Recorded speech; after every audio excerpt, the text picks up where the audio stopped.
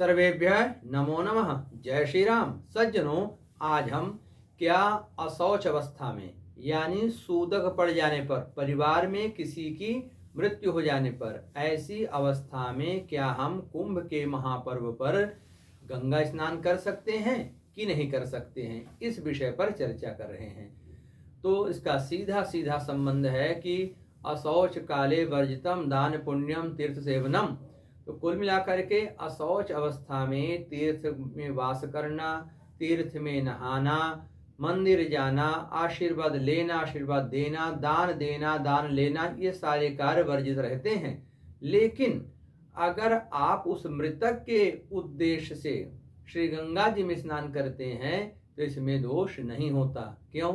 जैसे किसी मृतक व्यक्ति की मृत्यु हो जाने पर उसका अस्थि संचय करते हैं, राख फूल उसकी हड्डियों को ले जा करके श्री गंगा जी प्रवाहित करते हैं, तो जब उस राख को डालने में कोई दोष नहीं है तो उस परिवार के व्यक्ति को नहाने में कैसे दोष लगेगा। दूसरी बात, पहले तो किसी की मृत्यु हो जाने पर सीधे सीधे उसके शरीर को गंगा जी में प्रवाहित कर देते थे।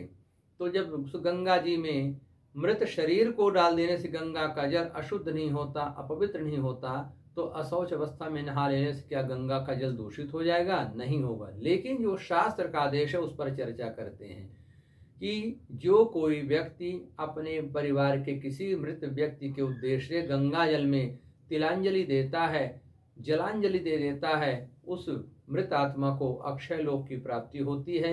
तो कुल मिलाकर के अपने परिवार में अगर अशौच पड़ जाए तो जो व्यक्ति की मृत्यु हुई है उस व्यक्ति के नाम से आप गंगा स्नान कर सकते हैं, अपने स्वयं के पुण्य के लिए, लाभ के लिए नहीं। क्योंकि गंगा स्नान का फल तभी प्राप्त होता है जब आप संतों का दर्शन करें, हनुमान जी, अक्षय वट, वासुकीनाग का दर्शन करें तो गंगा स्नान पूरा होता है। वहाँ दान पुण्य करें तो पूर्णता की प्राप्ति होती है। लेकिन अशौच काल में सारे कार्य वर्जित होते हैं, इसलिए वह स्नान अधूरा माना जाता है। लेकिन मृतक के उद्देश्य से आप जाकर के गंगा में काली तिल लेकर के पहले स्नान करें, फिर काली तिल हाथ में लेकर के उस मृतक को प्रेत शब्द का उच्चारण करते हुए और गंगा जल में वह जलांजलि प्रदान कर दें तो उस व्यक्ति का कभी पृथ्वी पर आगमन नहीं होता, अर्थात उसको तत्क्षण मोक्ष की प्राप्ति हो जाती है।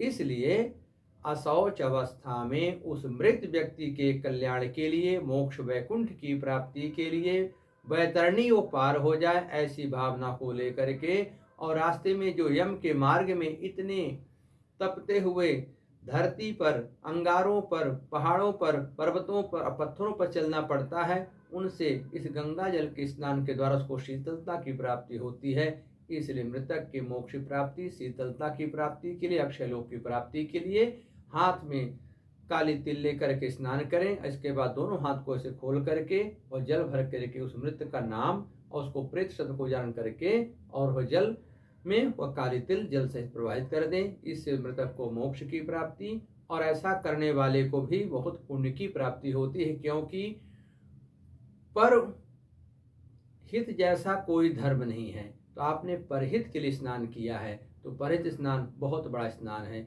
इसलिए अशौच अवस्था में भी गंगा स्नान कर सकते हैं, कुंभ स्नान कर सकते हैं, लेकिन कल्पवास, दान पुण्य, संतों का चरण बंदन इत्यादि करना वर्जित है। अगले वीडियो में कुछ नई बातें लेकर के आएंगे। माँ गंगा की कृपा प्राप्त हो, ईश्वर करें कैसे पावन पर ऐसी दशा ही न उत्पन्न हो। हर हर गंगे, जय श्री राम।